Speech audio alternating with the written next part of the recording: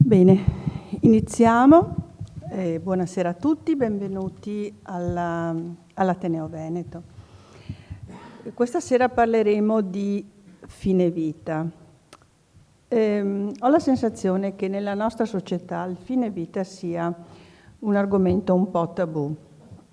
Si tende a non parlarne, o quando se ne parla, magari in occasione di situazioni particolari, di evenienze della nostra società, se ne parla in modo partigiano, in modo ideologico, molto spesso in modo non tecnico. Basta ricordare quanto si è detto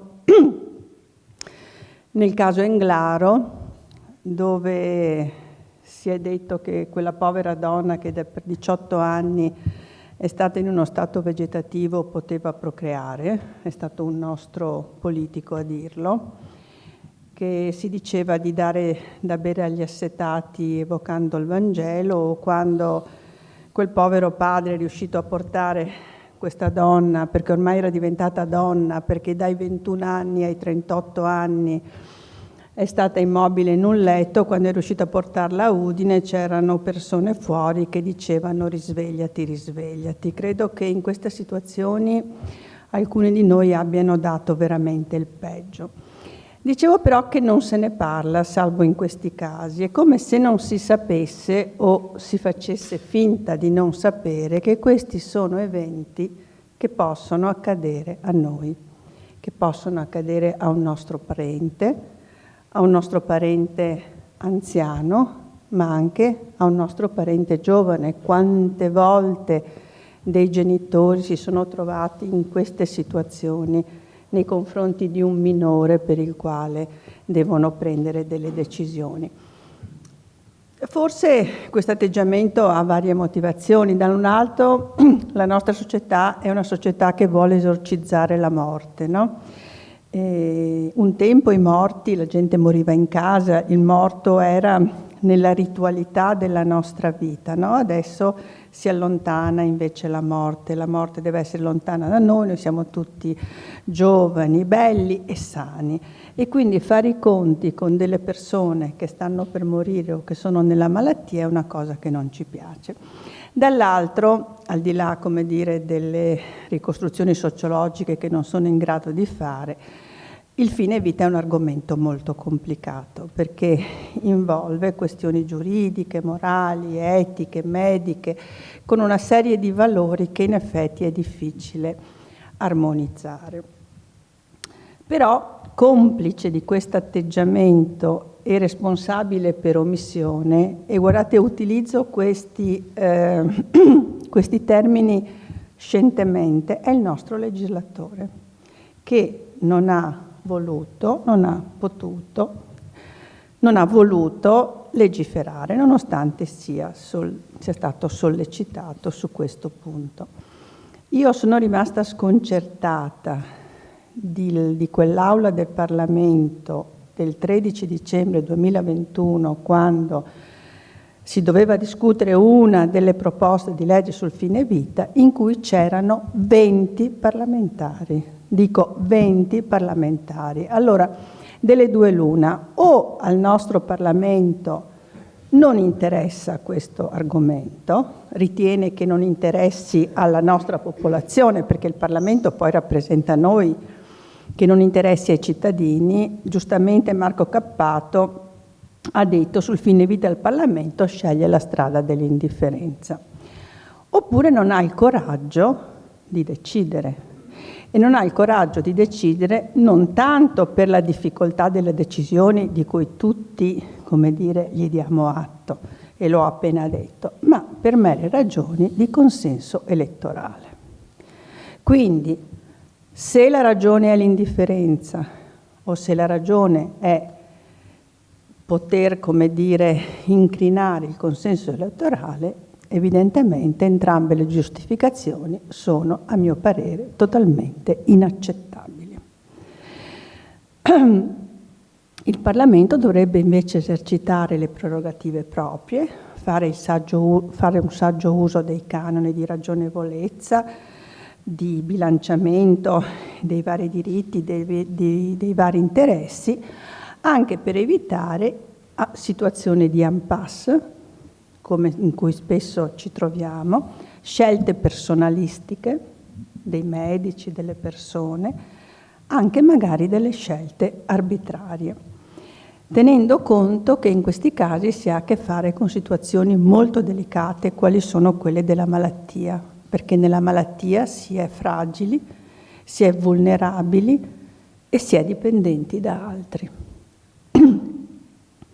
E soprattutto tenendo conto che si ha a che fare con la dignità dell'uomo, con la sua libertà e con la capacità di autodeterminarsi o l'incapacità in quel momento di autodeterminarsi.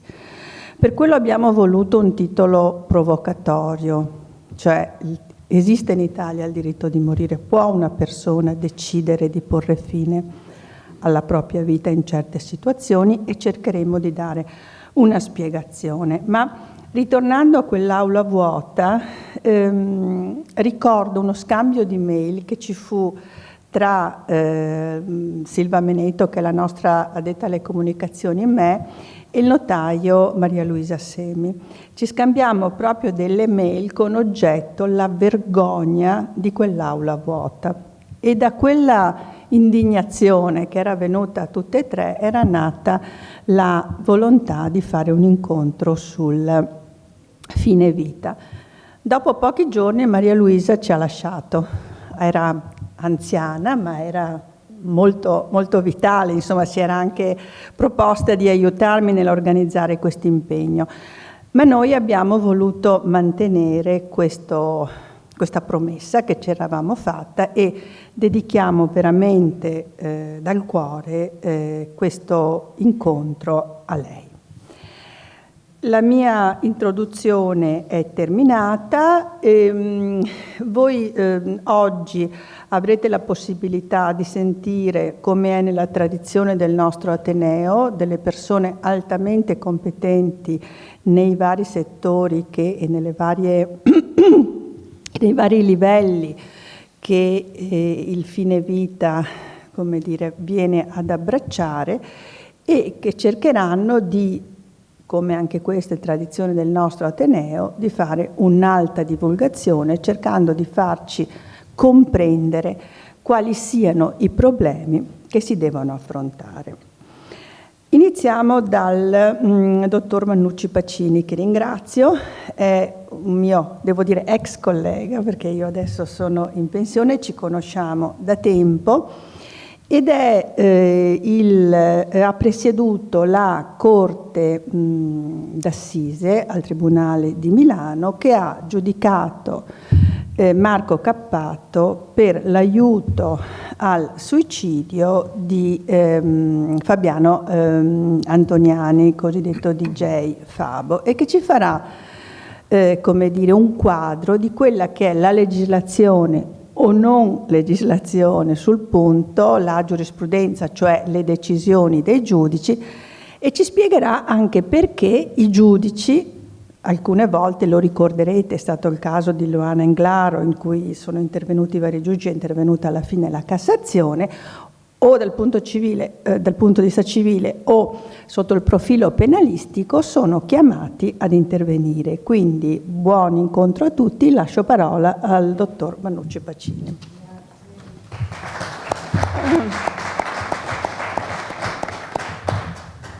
Grazie a tutti.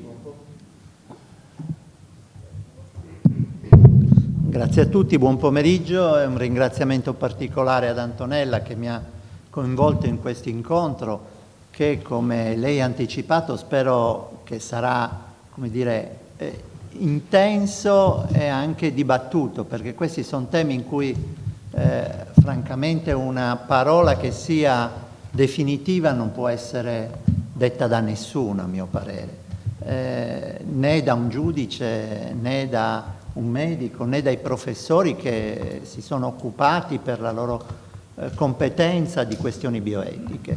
È veramente sorprendente però che quando abbiamo negli ultimi 10 anni, 20 anni sentito parlare di diritto a vivere, diritto a determinare il momento in cui morire, ne abbiamo sentito parlare perché se ne sono occupati i giudici.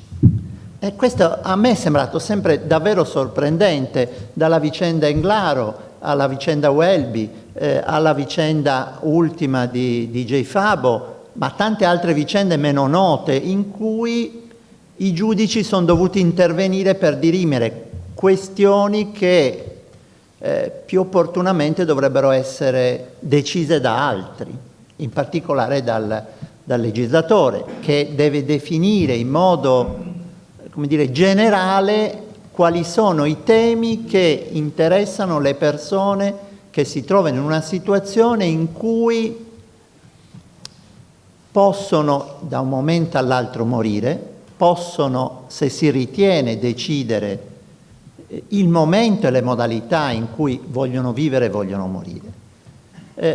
Devo dire, questo, quando poi mi sono ho impattato con la questione, perché il fatto che io, un giudice che si occupa di diritti e che mi occupavo essenzialmente di omicidi cruenti, perché la Corte d'Assise si occupa di giudicare omicidi volontari, omicidi di organizzazioni mafiose o femminicidi o situazioni che nulla hanno a che vedere con quelle che poi ho dovuto affrontare nella vicenda di Fabiana Antoniani e dell'imputato di quel processo che era DJ Fabo, ma poi in quel processo molti altri sono stati protagonisti importanti e decisivi nella valutazione di quella vicenda.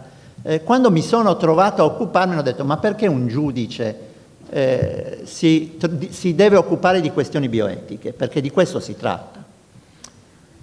No, ma in realtà non è così, perché un giudice si occupa di diritti, essenzialmente del riconoscimento dei diritti, di tutti i diritti dei cittadini, degli individui, e quindi in quella vicenda il punto di vista che abbiamo affrontato come Corte d'Assise è stato quello: quali diritti sono coinvolti? I diritti sono stati violati? In che termini sono stati violati? In che termine quella violazione può configurare un reato punibile nel caso appunto avessimo ritenuto Marco Cappato colpevole, con una pena che arrivava a oltre 10 anni di reclusione. E allora credo che questo sia un tema che il giudice si sente in difficoltà a affrontare, perché non dovrebbe essere così. Cioè l'idea che il giudice sia supplente del legislatore perché vuole esserlo è forse un'idea che a volte fa comodo, ma che vi assicuro non è così, o sicuramente per me non è così. E allora vado a ragionare sulla vicenda di cui ci siamo occupati, perché la questione di Eluana Englaro, la questione di Pier Giorgio Welby, cioè le questioni precedenti alle vicende che in questi 5, 6, 10 anni stanno coinvolgendo essenzialmente Marco Cappato, perché Marco Cappato è presidente di un'associazione che ha tra le sue finalità quelle di accompagnare le persone che ritengono di porre fine alla propria vita al suicidio, alla decisione di finire nelle modalità che ritengono la loro vita. Perché le questioni Englaro o Welby oggi in Italia non hanno più necessità di arrivare dal giudice, perché nel 2017 è stata introdotta una normativa generale finalmente che consente anche in fase antecedente al momento in cui una persona si trova in condizioni di salute che la determinano a decidere di non sottoporsi ai trattamenti che lo tengono in vita, di farlo anticipatamente. La questione che si dibatteva dinanzi ai giudici per Eluana Englaro E per Pier Giorgio Welby era proprio questa, cioè l'impossibilità di determinare precedentemente al momento in cui la persona era incosciente e quindi non poteva manifestare la propria intenzione, se quella persona in quelle condizioni si sarebbe decisa a rifiutare i trattamenti medici. Il tema oggi che si affronta è diverso, perché la vicenda di DJ Fabo, Fabiano Antoniani, chiamiamolo appunto come è stato conosciuto nei mass media, in modo molto, molto incisivo, perché quella vicenda è stata conosciuta a moltissimi livelli, come vicenda umana. E questo è stato il tratto caratteristico di quella vicenda, che era una vicenda umana che aveva caratteristiche che era impossibile ignorare. La vicenda era questa, la ricordo sinteticamente. Il nostro codice penale prevede all'articolo 580 una norma che punisce le persone che istigano o aiutano un'altra persona a suicidarsi. Un conto è l'istigazione. L'istigazione è qualsiasi comportamento che determina o convince una persona a mettere fine alla propria vita, che non è oggetto del processo e delle vicende che coinvolgono Marco Cappato. Un conto è l'aiuto al suicidio, perché l'aiuto al suicidio comprende tutte quelle attività che sono funzionali a agevolare una persona che autonomamente si è determinata a suicidarsi, a realizzare questo proposito. C'è da dire che in quel processo a Marco Cappato erano contestate da un lato l'istigazione al suicidio di Fabiano Antoniani, dall'altro l'aiuto al suicidio, e siccome queste sono due condotte distinte, la Corte d'Assise a seguito di tutto il processo ha ritenuto che non ci fossero le prove, anzi dovesse essere proprio esclusa in fatto la possibilità che l'imputato Marco Cappato avesse in qualche modo istigato la persona Fabiano Antoniani al suicidio. Vi dico solo questo particolare.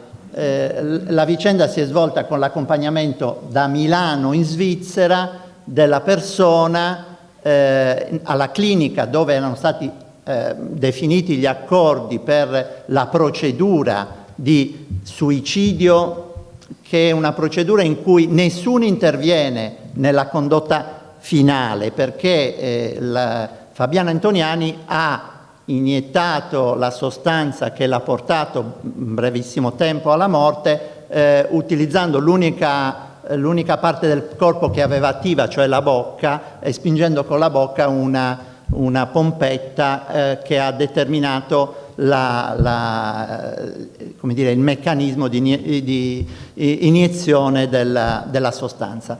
Ebbene, fino a pochi minuti prima di questo momento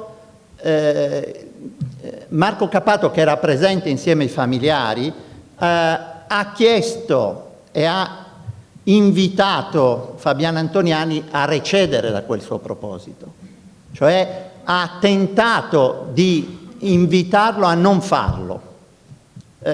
Ovviamente di fronte a una decisione assunta in modo incrollabile, questo non ha avuto nessun effetto. Ma questa circostanza, confermata nel processo, è stata decisiva per escludere che ci fosse una condotta anche solo di istigazione, impropria o ambigua. Non c'è stato nulla di tutto questo. Rimaneva l'aiuto al suicidio, perché oggettivamente Marco Cappato, accompagnando in Svizzera con la propria autovettura, anche se con la presenza dei familiari, la persona che si era autodeterminata a suicidarsi, aveva aiutato la persona al suicidio. Ci siamo trovati di fronte a questa situazione. Tenete conto che molti giudici prima di noi avevano ritenuto, attraverso un'interpretazione che giuridica che non vi sottopongo perché non vale la pena farlo, che comunque una persona che aveva fatto questa cosa non poteva essere punita per il reato di aiuto al suicidio di cui all'articolo 580 del Codice Penale, e lo avevano assolti senza nessun tipo di procedura di attivazione del meccanismo di modifica della normativa. La Corte d'Assise ha ritenuto che questa procedura non fosse in alcun modo corretta.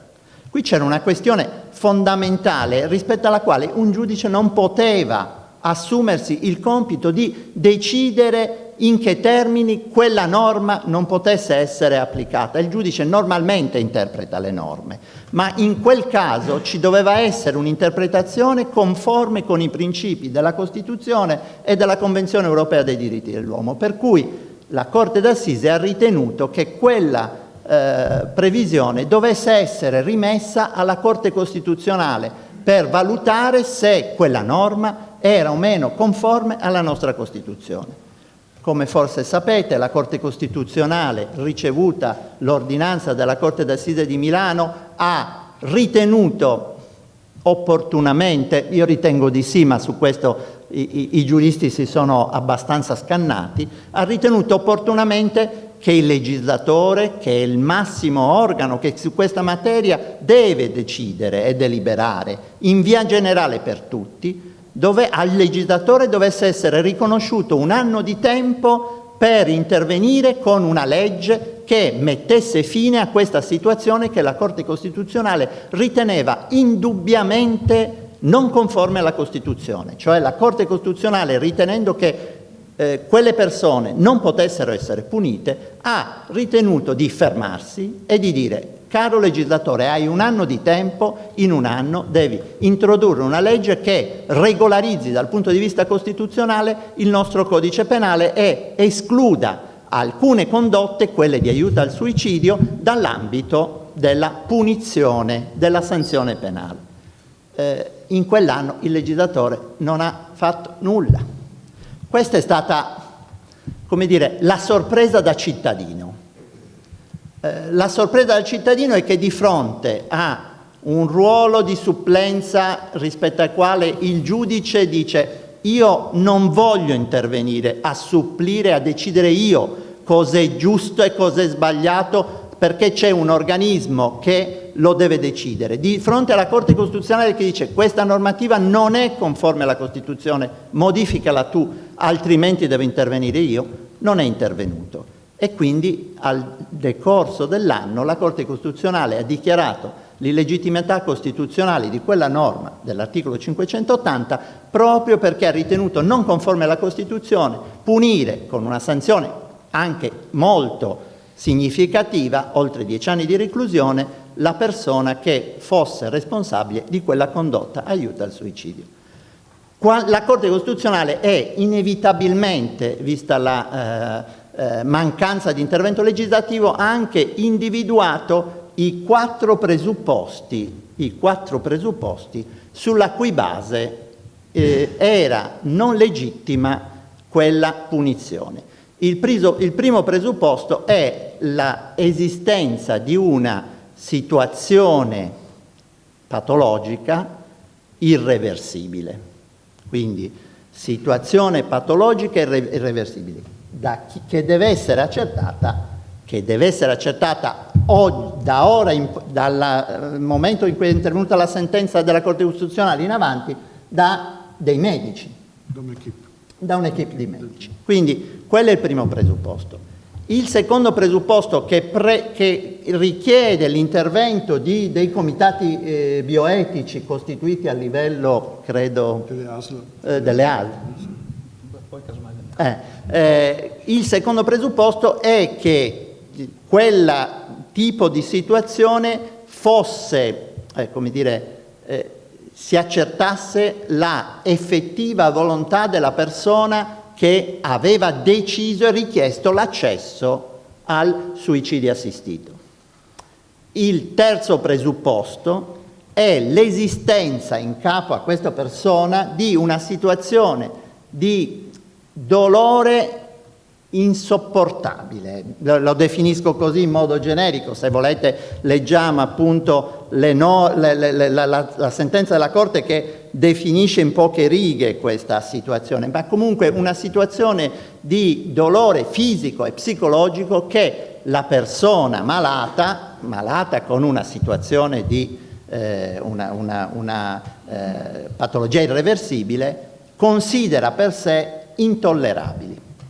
C'è un quarto profilo su cui si comincia a discutere, perché oggi le cose non sono finite qui. Il secondo profilo è che la persona che chiede l'accesso al suicidio assistito deve essere sottoposta a trattamenti terapeutici di alimentazione o respirazione artificiale, mi scuserà professore, quindi soltanto chi ha una situazione è attaccata al respiratore, anche se in situazioni non continuative, o ha una situazione di alimentazione forzata, unitamente alla patologia irreversibile, può chiedere l'accesso al suicidio assistito. Finisco con quello che è successo dopo, perché forse oggi avete ancora sentito che Marco Cappato è sottoposto a indagini perché in 2 occasioni, di cui una a Milano, fortunatamente io a giugno non sarò più Presidente della Corte d'Assise, quindi non me ne dovrò più occupare, non fortunatamente, ma come dire, questo è un tema che è molto coinvolgente. Perché? Perché questo quarto presupposto, l'essere sottoposto a trattamenti di alimentazione o di respirazione artificiale, si dice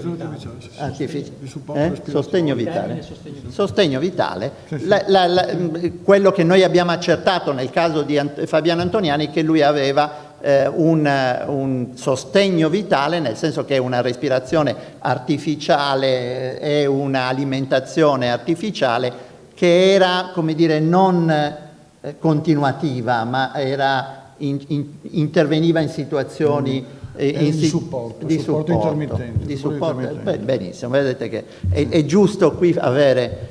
Insomma, le situazioni in cui Marco Cappato oggi è sotto processo riguardano patologie irreversibili che comportano quella situazione di dolore con una volontà decisiva e accertata della persona che ne soffre, ma che non prevedono il sostegno vitale. Pensate a delle patologie tumorali in stadio avanzato, in cui non è necessario. Mi pare che le situazioni che oggi sono sotto l'attenzione di 2 procure della Repubblica riguardano proprio questo, cioè persone ammalate di patologie tumorali irreversibili, che provocano dolore e che non hanno però una situazione di sostegno vitale, alimentazione o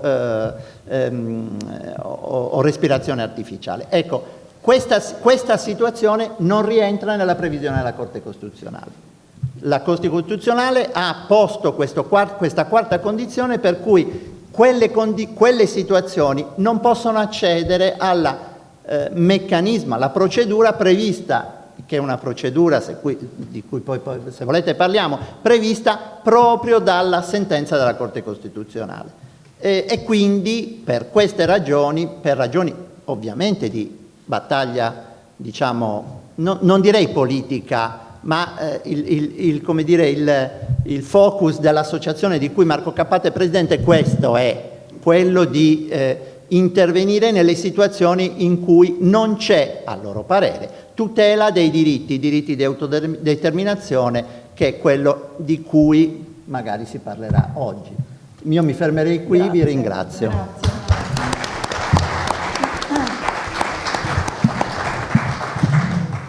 Grazie al dottor Manucci Pacini, che ci ha ricostruito chiaramente, penso anche per persone non addette ai lavori, la vicenda appunto di Cappato. Volevo ricordare che giustamente ha detto che diversa era la vicenda di Eluana Englaro, perché nel caso di Eluana Englaro non esisteva la legislazione sulle disposizioni appunto di fine vita, e in quel caso la magistratura si è trovata a dover ricostruire la volontà di questa donna che non era in grado ovviamente di esprimere alcun pensiero e i cui genitori invece dicevano che lei da sempre non avrebbe voluto trovarsi in questa situazione. Quindi la magistratura si è trovata a dover ricostruire la volontà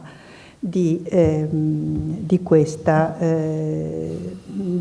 ragazza diventata donna in quella situazione. Ho detto all'inizio che il fine vita pone vari problemi sotto vari aspetti.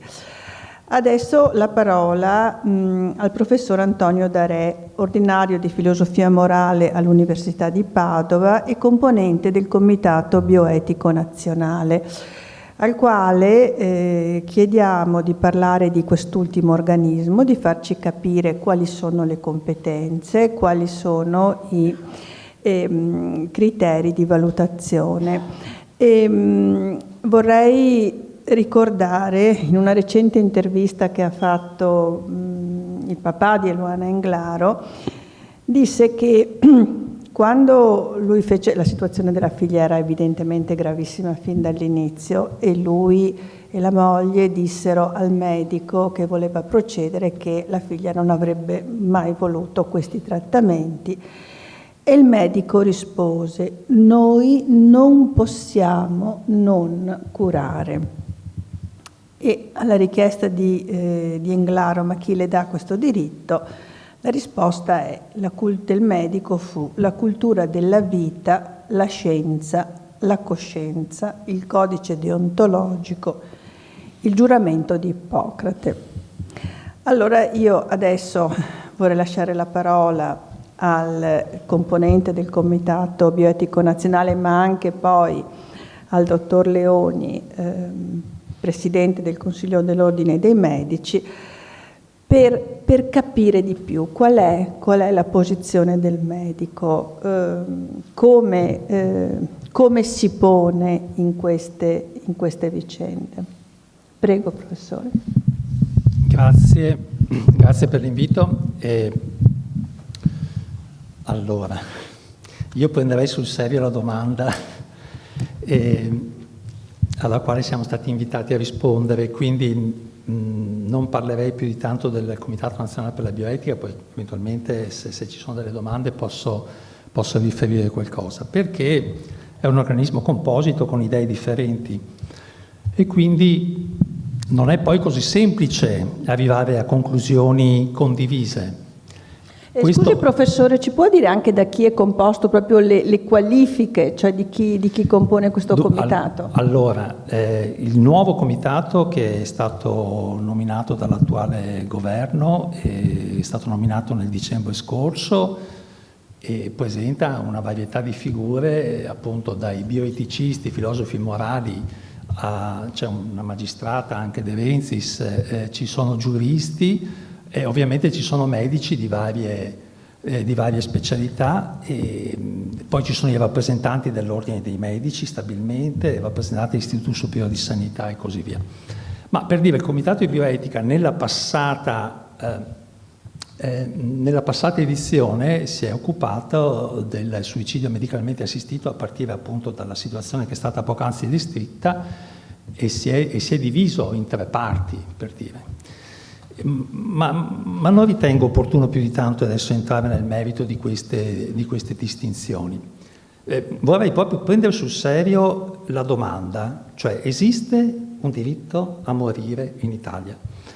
E questa domanda io la svolgerei in due domande, cioè esiste un diritto a morire?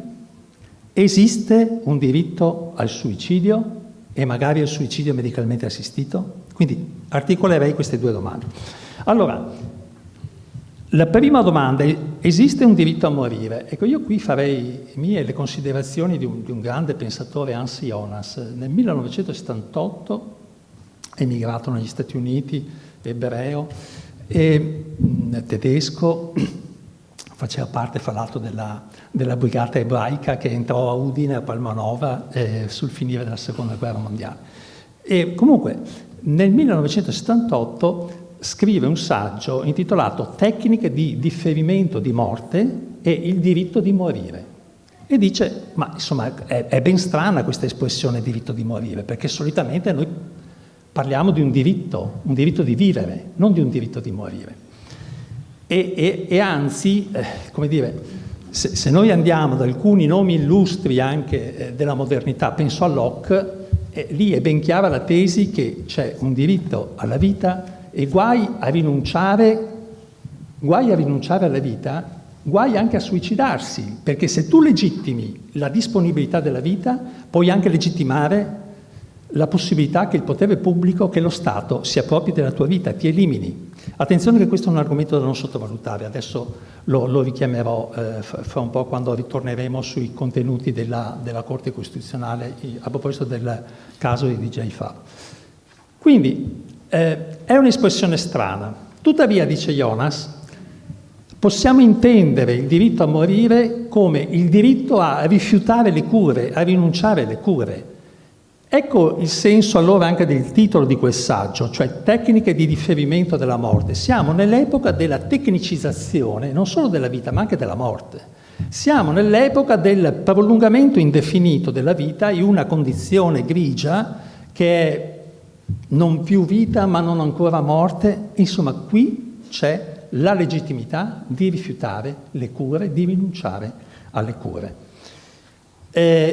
Questa legittimità, secondo Jonas, è pienamente giustificata sul piano giuridico, lo è meno, lui dice, sul piano morale, perché come paziente io potrei avere una responsabilità nei confronti di altri e magari ciò potrebbe, appunto per senso di responsabilità, limitare la mia libertà di rifiutare la cura, di rifiutare il trattamento. Comunque, lasciamo da parte queste considerazioni e veniamo alla situazione italiana. Ecco, perlomeno dalla fine del 2017, anzi dall'inizio del 2018, perché la legge è stata approvata verso la fine del 2017, poi è entrata in vigore all'inizio 2018, perlomeno da allora c'è la possibilità di rifiutare, di rinunciare alle cure, anche alle cure salvavita. È la legge a cui si faceva riferimento poc'anzi, alla legge 219, che è una legge, a mio parere, ben fatta, equilibrata, che tiene conto di diverse istanze e che cerca un bilanciamento e cerca un equilibrio, parlando fra l'altro anche positivamente, dando spazio anche alla deontologia professionale dei medici. Quindi io tutto sommato sarei un po' più benevolo verso il Parlamento, perché non è facile entrare in queste tematiche così scabrose, così difficili, così intricate. Perlomeno un tentativo lì è stato fatto. È che è una legge che è poco conosciuta in primis dai medici. Comunque, insomma, per rispondere allora a questa domanda, esiste un diritto a morire? La mia risposta è sì, purché la si intenda nei termini di un diritto a rifiutare e rinunciare alle cure. Seconda domanda, esiste un diritto al suicidio? Ecco, poc'anzi è stata riportata questa ordinanza, insomma, in sintesi i contenuti dell'ordinanza 207 del 2018 e poi della successiva del 2019, sempre da parte della Corte Costituzionale, sentenza 242. E lì sono stati ricordati quei 4 requisiti che prevedono una sorta di deroga, diciamo, al reato previsto dall'articolo 580 del Codice Penale, i 4 requisiti della patologia irreversibile, delle sofferenze fisiche e psicologiche intollerabili, dei trattamenti di sostegno vitale e della capacità di prendere delle decisioni libere e consapevoli al momento, non attraverso le date, al momento. Questo era il caso del DJ Fab. Però attenzione, che nell'ordinanza la Corte è molto chiara nel dire che l'articolo 580 ha una sua validità. Cioè, si continua a dire che il reato di assistenza al suicidio è importante, è un presidio, si dice, a tutela della vita, specie delle persone più deboli e vulnerabili. Quindi la Corte non è che abbia cancellato il 580, ha previsto una condizione speciale, eccezionale, per quelle situazioni estreme, quelle del DJ Fabo, paragonabili a quelle del DJ Fabo, che rientrano in quei quattro requisiti. La Corte arriva a sostenere che lo Stato ha il dovere di approntare tutte le misure affinché la vita di ogni individuo sia adeguatamente tutelata. Cito, non quella diametralmente opposta di riconoscere all'individuo la possibilità di ottenere dallo Stato o da terzi un aiuto a morire. E ritorna qui forse quella lezione già evocata all'inizio della modernità o nel pieno della modernità con Locke. Questa ordinanza è importante per i motivi che sono stati poc'anzi ricordati. Poi effettivamente si dava un anno di tempo al Parlamento per poter intervenire. A mio parere, da non giurista, è un'ordinanza però che presenta un limite grave. Il limite consiste nell'equiparare di fatto il suicidio medicalmente assistito. Attenzione che poi la Corte non parla del suicidio assistito in generale, quale poteva essere eventualmente, ma non lo era chiaramente, insomma, per il fatto di aver dato un passaggio in macchina, quello di Cappato. Parla di suicidio medicalmente assistito, quindi chiama in causa la figura del medico. Il medico che dovrebbe approntare il farmaco letale, quindi c'è un aiuto da questo punto di vista, appronta il farmaco letale che magari inserisce nella canula e poi sarà il soggetto stesso, premendo con la lingua, sarà il soggetto stesso a ingerire il veleno o il farmaco letale. Ok? Allora, l'errore, a mio parere, di questa ordinanza consiste nel fatto che propone ad un certo punto l'inserimento, come ipotesi nei confronti del Parlamento, l'inserimento del suicidio medicalmente assistito nella legge 219, che nel frattempo era stata approvata. Legge 219 di cui non aveva potuto tener conto il DJ Fabo, legge 219 di cui non aveva potuto tener conto la Corte d'Assise di Milano, okay? che si era pronunciata in precedenza. Ecco, non si è del 2017? Sì. No, l'ordinanza tiene conto di questo. L'ordinanza della Corte sì. L'ordinanza di rimessione. Ah, anche l'ordinanza di rimessione, sì. Sì, certo, però i fatti avvenuti ovviamente... L'ordinanza del 14 febbraio 2018, quindi... Un mese che era uscita la legge. Quella legge era stata ben considerata nella... Sì, però ovviamente il contenuto di quella legge e quell'eventuale diritto a morire nei termini del rifiuto delle cure ovviamente non poteva essere stato preso in considerazione dal DJ Fabo. Chiusa parentesi, questo per dire però che la Corte aveva la possibilità, a mio parere, di far leva sulla legge 219 ed è per questo che, a mio parere, compie, un errore che io ho chiamato in un articolo che ho pubblicato la falsa analogia tra rifiuto e rinuncia alle cure e suicidio medicalmente assistito. Ok? E può sembrare strano che un inesperto, un dilettante si permetta di criticare i contenuti dei pronunciamenti della Corte Costituzionale. Devo dire che poi io mi sono anche permesso di inviare questo saggio molto articolato a ciascun giudice della Corte. Io non so se l'abbiano letto e se ne abbiano tenuto conto. Sta di fatto, attenzione, che la sentenza 242, l'anno dopo, 2019, dopo aver constatato che il Parlamento non era intervenuto, la sentenza 242 modifica un po' l'approccio dell'ordinanza dell'anno precedente. Evidentemente l'impianto viene confermato, vengono confermati i famosi 4 requisiti, viene comunque confermato il fatto che il reato dell'istigazione dell'aiuto al suicidio deve continuare ad essere perseguito, ad essere punito, eccetera. Si configura semplicemente quella eccezione di non punibilità che rientra nei 4 requisiti di cui dicevamo.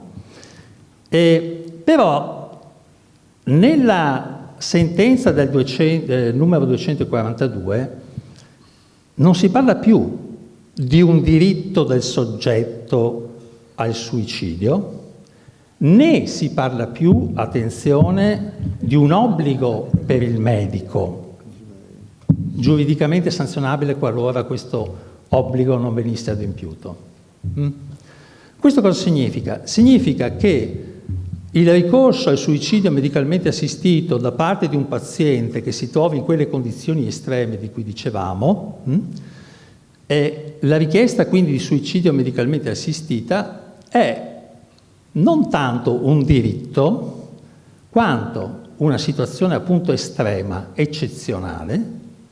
Il medico potrà accogliere questa richiesta, un medico potrà anche non accoglierla, certamente poi ci saranno dei medici che la accoglieranno.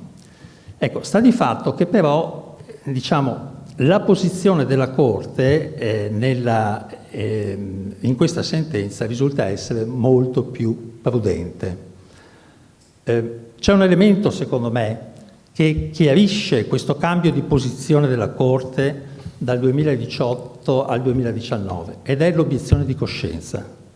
Nell'ordinanza del 2018 si prevedeva espressamente l'obiezione di coscienza del medico. Questo perché si immaginava che ci fosse un diritto soggettivo del paziente da un lato e dall'altro un dovere del medico, e qualora per ragioni di coscienza il medico non ritenesse, da parte sua, non ritenesse possibile assecondare questa richiesta, c'era il ricorso all'obiezione di coscienza.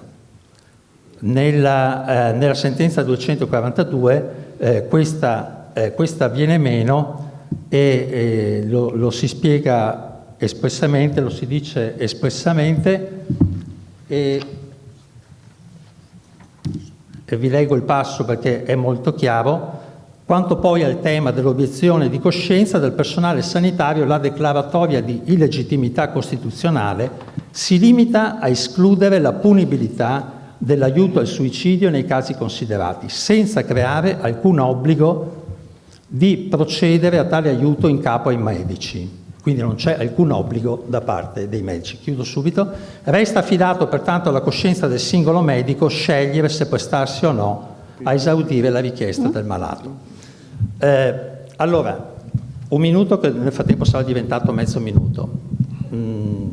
Mi rendo conto che le questioni sono molto complicate, avrei potuto argomentare, spero meglio e anche più diffusamente, ma non è possibile.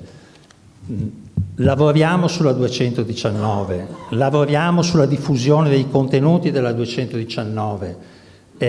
Questi cambiamenti non avvengono di punto in bianco, poi ci saranno certo le dimostrazioni eclatanti all'accappato, ma se vogliamo che diventino cultura effettiva, se vogliamo che, come dire, ci sia una sorta di riappropriazione anche degli ultimi momenti della vita da parte di ciascuno di noi, tutto questo deve avvenire attraverso appunto una trasformazione culturale e, a mio parere, la legge 219 fornisce delle ottime potenzialità e naturalmente questo richiede che, come dire, prima di tutto siano i medici che se ne facciano carico ed è per questo che allora passo la parola ai medici.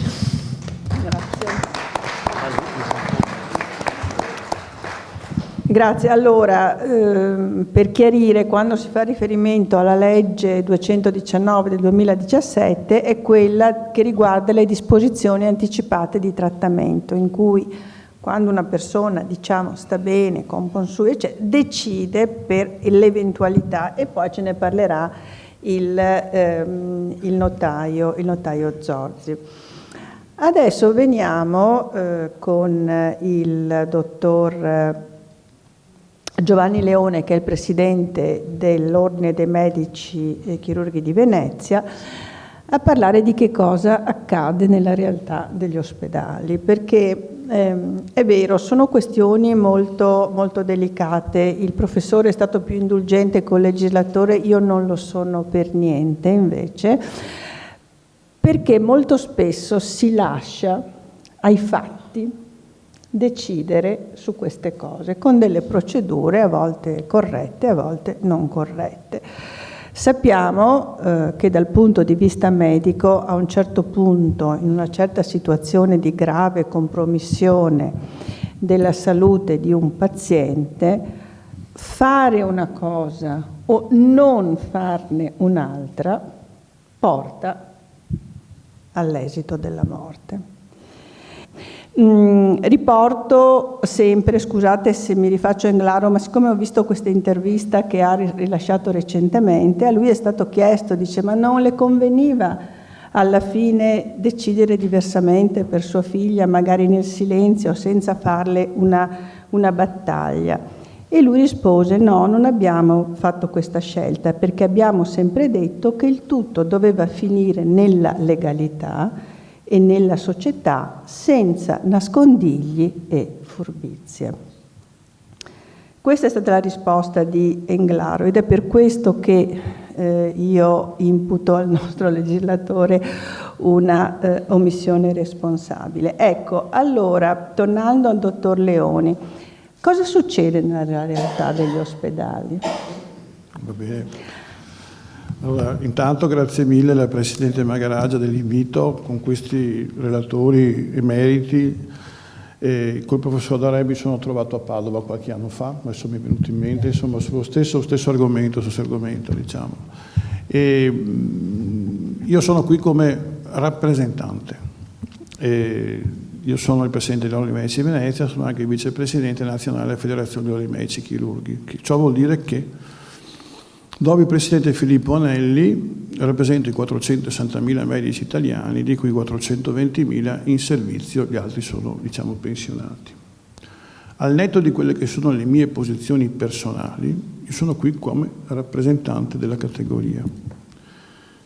Noi abbiamo come filo guida, filo conduttore, il codice deontologico, a cui prestiamo giuramento. Non c'è più il giuramento di Ippocrate, diciamo, originario, c'è un giuramento professionale un po' aggiornato, ma in sintesi assolutamente è sempre un codice guida a cui tutti quanti i medici devono attenersi. Ed è anche abbastanza complesso, devo dire, perché al netto di quella che è, diciamo, il rapporto tra medico e paziente, c'è la problematica anche di dover anche essere incardinati in quello che è un ordine costituito, che è quello dell'ordine professionale, che è un ordine che alla fine prevede un corretto esercizio della professione e una correttezza comportamentale da parte del professionista. Il codice di deontologia medica, abbiamo sentito fino adesso parlare di leggi, di bioetica, poi ci siamo noi che alla fine con gli infermieri, che ci sono anche loro, va bene, agiscono a stretto contatto con i malati tutti i giorni. In Svizzera infatti hanno sistemato un complicato sistema, diciamo, per dare la fine al paziente dell'ultima scelta. In realtà, insomma, è tutta una costruzione che hanno fatto altri per dare poi chi preme il grilletto alla fine del paziente. E naturalmente, dal nostro punto di vista, c'è il rispetto della vita, la dignità del malato e la diligenza dell'esercizio. E naturalmente cambiano i tempi, ci sono problematiche che evolvono e quindi serve alla fine un codice di comportamento, perché se no ci sono casi particolari come quello di Cappato, di Luana Lengrado. Cappato l'abbiamo conosciuto personalmente in federazione, è venuto a parlare con noi, con il Presidente Anelli, per sviluppare questo tipo di discorso che farà sicuramente parte del nuovo codice di deontologia medica che è partito quest'anno in federazione nazionale, che coinvolge per primi non solo gli ordini medici o la consulta deontologica, gli ordini medici sono 103 presidenti, poi ci sono anche gli odontoiatri, ma che coinvolge in questo caso dei componenti al di fuori della nostra categoria. Non possiamo più essere autoreferenziali, non lo siamo mai stati recentemente, ma a maggior ragione, con giuristi, bioeticisti e persone, giornalisti, persone al di fuori di quella che è la nostra mentalità, con cui confrontarsi per capire come la pensano, diciamo, di noi dall'esterno. Noi abbiamo questi principi alla fine: non fare il male, trattare tutti gli esseri alla stessa maniera uguali, rispettare la volontà del paziente e fare il bene del paziente. Il bene salto perché ci sono tante cose di cui dovremmo parlare, però andiamo direttamente non al bene biomedico che è il bene clinico, no? La cura del paziente, il bene soggettivo, quello che è percepito, il bene del paziente in quanto persona come dignità. Parliamo del bene ultimo, cioè quello che sta a cuore al paziente, a cui il paziente dà il valore supremo, quello che ha il significato più importante per lui, che da come siamo partiti oggi, alla fine, sarebbe il diritto a morire. Cosa che non è prevista al momento per quanto riguarda il codice ontologico nostro. Noi arriviamo fino a un certo punto, ma al suicidio assistito non ci siamo arrivati. Io vi dico dell'esistente e poi di quello che sarà la discussione, perché questo tema qui è giocoforza, farà parte del nuovo codice ontologico che speriamo di chiudere assolutamente entro la fine del nostro mandato, cioè entro un anno, forse entro quest'anno o al massimo entro l'anno prossimo. Su questo vi faccio vedere l'evoluzione delle problematiche dei codici di ontologia medica, di come è complesso cambiare la normativa e di come è complesso anche quella che è l'evoluzione tra i temi che si sono alla fine analizzati in tutti questi anni e più dei recenti. Da quello più, diciamo, importante probabilmente per quello del tema di stasera, il divieto dell'accanimento terapeutico, il consenso informato e il dovere di rispettare il dissenso. E alla fine l'introduzione, come si è detto, della volontà anticipata di trattamento, delle DAT, diciamo, del dovere del medico di tener conto delle volontà espressa dal minore dall'infermo di mente da Oviedo in poi. L'introduzione della figura del Ministero di Sostegno, questi sono tutti quanti i passaggi di vari codici di ontologia medica che sono stati costruiti, le direttive e non più volontà precedentemente espresse, in modo certo e documentato, ma sempre non vincolanti, ma da questo ne parlerà sicuramente il notaio per qui presente. E il gruppo di consultazione di quello precedente, diciamo di quello che è attuale, che è alla fine un Consiglio nazionale di 103 presidenti, il Comitato centrale di 20 presidenti e il presidente alla fine della FNOMCEO vera e propria. Le bozze che sono state fatte condivise con tutti gli ordini provinciali, le audizioni che ci sono state con tutti quanti gli stakeholders, noi le facciamo ancora più estesi adesso alla fine, e il percorso di sviluppo fino ad arrivare a quello del 2014, che è vecchiotto per tanti aspetti, tra quello anche di quello che parliamo stasera. Questo per dirvi com'è complesso alla fine cambiare le leggi anche che governano il comportamento dei medici. Allora, come diciamo primo aspetto, sicuramente la parte più importante è l'introduzione del concetto di proporzionalità delle cure. Cioè noi dobbiamo avere, noi come medici, come clinici, noi sappiamo le chance, la situazione del paziente, la sua evoluzione, al netto di quelli che sono i desideri del paziente stesso, il desiderio dei parenti, diciamo, come la situazione. Per cui dobbiamo alla fine fare delle cure che sono proporzionate al loro status. Perché andare oltre probabilmente sarebbe anche peggiorare la condizione clinica del paziente, quindi bisogna avere una interazione adeguata da questo punto di vista. Naturalmente la cosa più importante è il controllo del dolore e l'astensione di trattamenti, diciamo, non proporzionati. E non pone in essere in alcun caso un comportamento finalizzato a provocare la morte. Ci torneremo. Le variazioni rispetto al codice deontologico del 2006, quello del 2014, i doveri di non intraprendere e insistere in interventi terapeutici clinicamente inappropriati, la proporzionalità delle cure, tenendo conto delle volontà espresse in precedenza, non assumendo carattere vincolante, dopo ne torneremo, e il controllo soprattutto efficace del dolore. Noi abbiamo un articolo bello chiaro da questo punto di vista. Il medico, anche su richiesta della persona assistita, non deve effettuare né favorire atti finalizzati a provocarne la morte. Tolto il termine eutanasia del precedente, messo questo articolo qui. Poi la relazione di cura naturalmente è la base della reciproca fiducia sul rispetto l'informazione comprensibile e completa e naturalmente l'adeguamento di quella che è la comunicazione a quello che è lo status del paziente dal punto di vista clinico, fisico, psichico, culturale, di rapportarsi con lui, perché alla fine è un rapporto, diciamo, di interazione fra persone. Come si diceva all'inizio, non siamo solo circuiti elettrici, siamo esseri senzienti, quindi siamo persone con cui rapportarsi. Bisogna rispettare anche la riservatezza dell'informazione, la volontà della persona assistita di non essere informata, o di delegare all'altro soggetto l'informazione, riportandola nella comunicazione sanitaria. Non voglio sapere, informate i miei pazienti. Tutti quanti i passaggi che devono essere alla fine rispettati, anche se il medico, come vedremo, deve coinvolgere il più possibile il paziente, informarlo nel suo percorso professionale.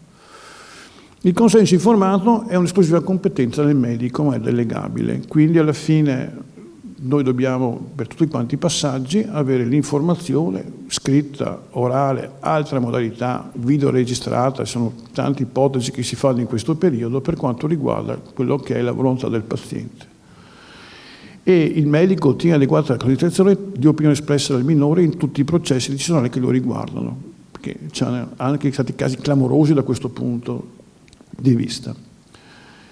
E anche in urgenza e nell'emergenza bisogna rispettare le volontà del paziente se espresse, tenendo conto delle dichiarazioni anticipate di trattamento se manifestate, che è la cosa più importante, perché il dramma è c'è una fotografia di un cardiologo americano: non rianimatemi, non intubatemi, che si è fatto un tatuaggio, diciamo, alla fine sul corpo, perché aveva tanti problemi, ha detto: se mi capita un altro disturbo, un altro attacco, so già cosa mi succederà, ormai la mia vita l'ho fatta, lasciatemi perdere. E lo diceva un medico stesso di suo stesso.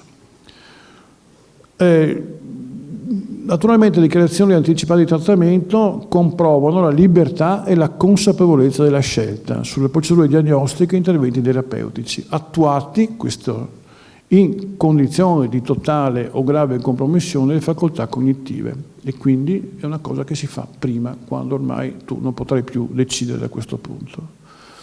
Naturalmente dobbiamo valutare la loro congruenza logica e in caso di contrasto, diciamo, si avvale dell'elimente giudizio previsto dall'ordinamento. In relazione alle condizioni cliniche procede comunque tempestivamente alle cure ritenute indispensabili e indifferibili, ma naturalmente coopera con il rappresentante legale. Nell'interesse di che cosa? L'interesse migliore del paziente. Questa è una variazione, diciamo, sulle DAT dell'articolo 38 che abbiamo espresso prima. L'articolo 39 parla dell'assenza della persona con prognosi infausta e con definita compressione dello stato di coscienza, e si apre il discorso della sedazione del dolore e del sollievo della sofferenza e la proporzione delle cure. Questo è entrato, l'articolo 53 è stato citato recentemente a livello del Comitato di Bioetica, dove partecipa il Presidente del Medici di Torino, Guido Giustetto, con cui abbiamo fatto un incontro solo 10 giorni fa, perché abbiamo dovuto condividere con lui la problematica del detenuto, diciamo, in carcere duro, diciamo, 41 bis, che ha trovato lo sciopero della fame, va bene, e lo sciopero della fame era un rifiuto consapevole di alimentarsi. Dal nostro punto di vista, il medico alla fine non può assumere nessun tipo di iniziativa di alimentazione forzata, perché sarebbe a tutti i livelli una tortura. Quindi è una scelta che uno fa, come sono fatte tante scelte nella vita per altre ragioni. Sto concludendo, diciamo, ma dobbiamo dire due cosette di quello che diceva la Presidente Magaraggia, di quello che avviene negli ospedali, ma che avviene anche a domicilio. Cioè, ci sono delle fasi della vita, recentemente abbiamo seguito una conoscente, diciamo, affetta da metastasi, tumore pancreas, polmonari, conversamento polmonare, che era ucraina, assistita dalle figlie che sono venute a assisterla in Italia. Abbiamo un medico palliativista dell'USL, diciamo, che è fantastico, che fa le cure a domicilio con l'assistenza domiciliare integrata, d'accordo, per avere la nutrizione, per le flebo, per il dosaggio del dolore. Insomma, non è morta in ospedale, è morta a casa sua, perché alla fine con le figlie il nursing, che è la cura del paziente, che ormai alla fine non ha più la possibilità di lavarsi, di pulirsi, di avere le funzioni quotidiane, che è la motivazione che molte volte il paziente, il parente va in ospedale alla fine per curarlo, perché ci sono queste problematiche qui, si può fare anche a casa, ma è, diciamo, abbastanza complesso. Il problema qual è soprattutto? È alleviare il dolore, quindi una formazione dicendo che il dolore isola una persona. È una sensazione che alla fine occupa tutta la coscienza, perché quando uno sta male, il primo pensiero che ha il dolore è che non avere più il dolore, d'accordo? Perché non può concentrarsi su altre cose. Possiamo capirlo anche noi stessi quando abbiamo un mal di denti, un mal di testa, diciamo, la prima roba che pensiamo è togliermi il mal di testa, mi prendo qualcosa per passare. E ci vuole un'equipe che ti dà una mano da questo punto di vista, e la sedazione e la cura palliativa è un obbligo fondamentale, trovando anche i minori effetti collaterali possibili, perché ogni casa c'è una causa-effetto, un bilanciamento di situazioni. E ricorrere alla sedazione profonda solo quando non esiste altra alternativa.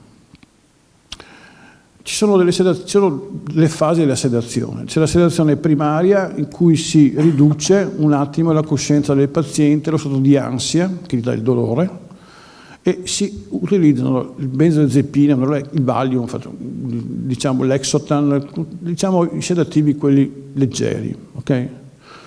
La sedazione secondaria invece è quando si va con gli oppiacei, cioè con la morfina orale o endovenosa sottocutanea, quando, diciamo, la situazione è più importante e quindi alla fine il sintomo ha bisogno di una terapia farmacologica diversa.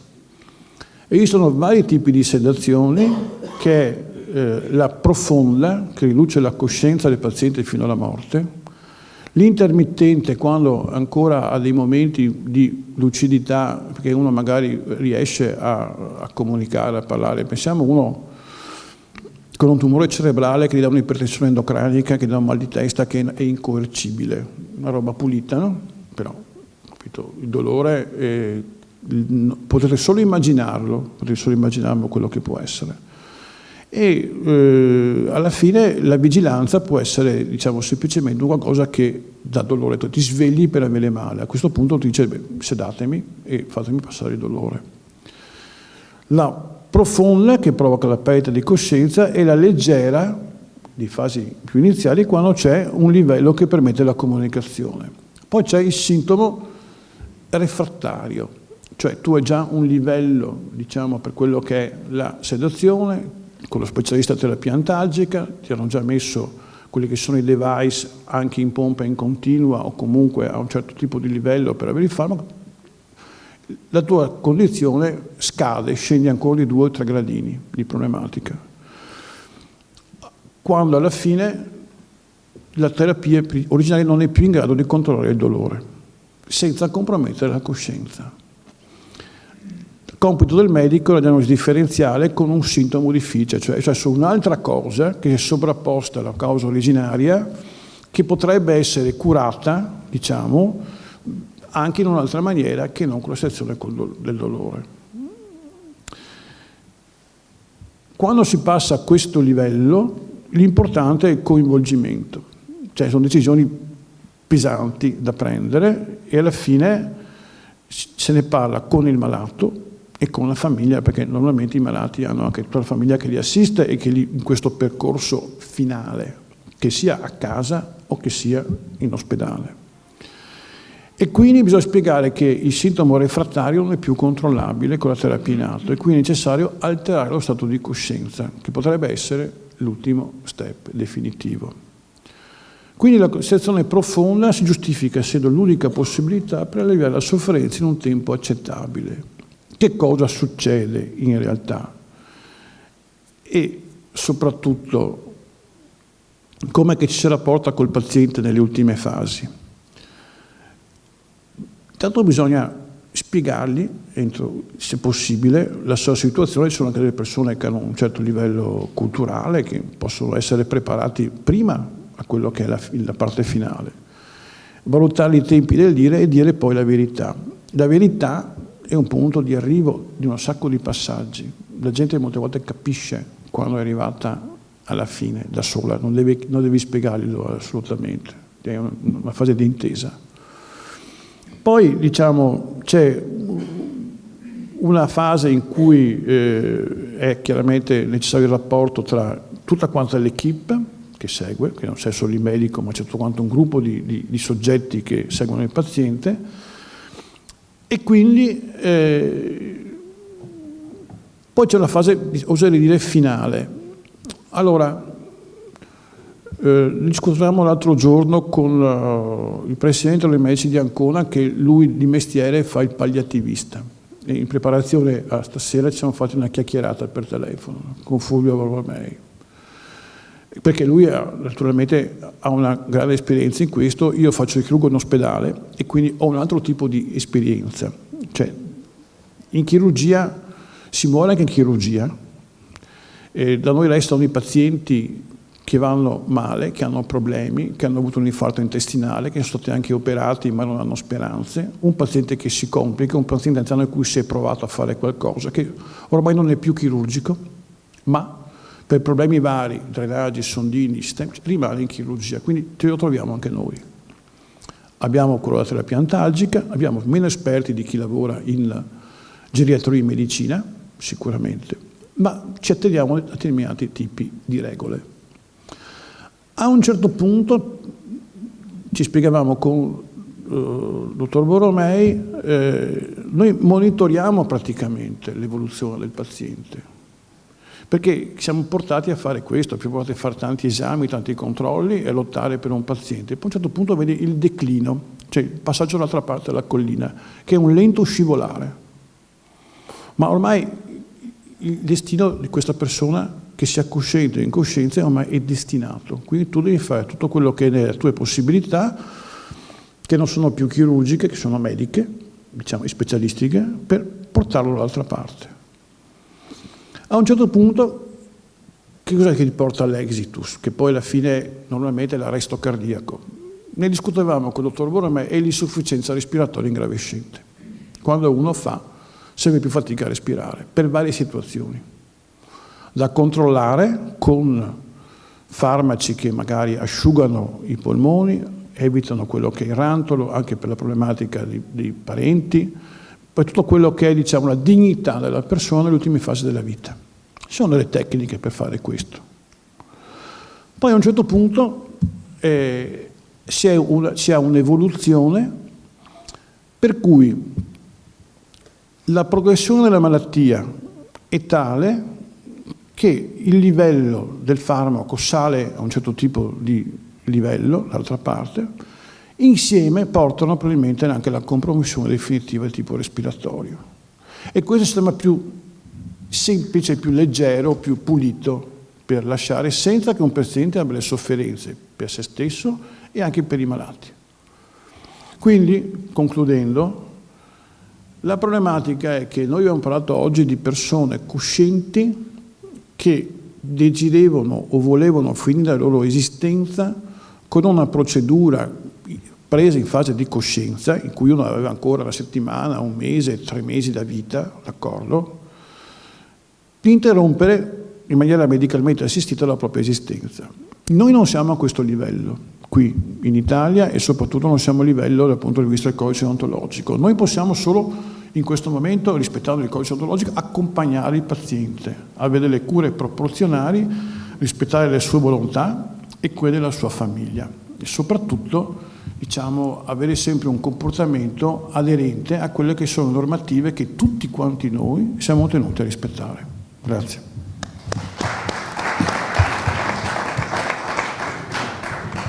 Grazie dottor Leoni, grazie perché ci hai restituito il ruolo centrale che ha il medico, cioè non è il medico come dire un robot che esegue le volontà del paziente, ma è proprio un coprotagonista di questa vicenda, perché nessuna scelta libera e consapevole dell'individuo può esserci se non accompagnata, seguita da una interlocuzione profonda con il sanitario.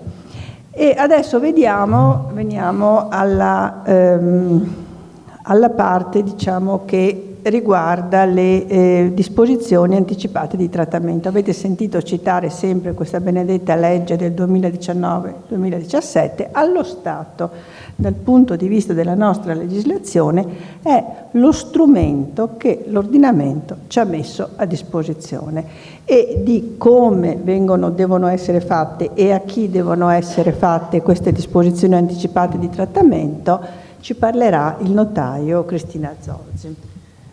Grazie.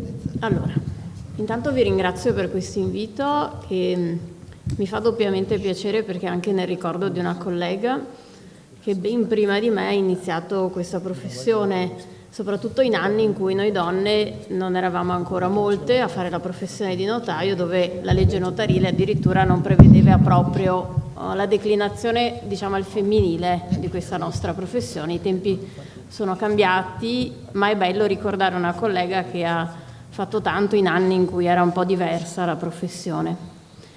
Venendo a noi, la questione della centralità del medico nell'ambito anche delle DAT è essenziale ricordarselo, cioè questa legge, la legge 219 del 2017, declina in vari articoli proprio la centralità di questo consenso medico informato. Ed è una cosa su cui noi notai abbiamo parlato varie volte fra noi, ma anche con proprio i medici. Io personalmente ho curato spesso i rapporti col comitato etico dell'USL 3, ho trovato nella dottoressa Zanini un interlocutore fantastico per quanto mi riguarda, e spesso ci siamo trovate al telefono a parlare di queste questioni, perché il notaio arriva fino a un certo punto, ma al di là che il tema è assolutamente delicato, nel quale entrare in punta di piedi, ma è un tema nel quale un notaio non può prescindere da quello che è il parere, l'apporto, la competenza del medico di fiducia della persona.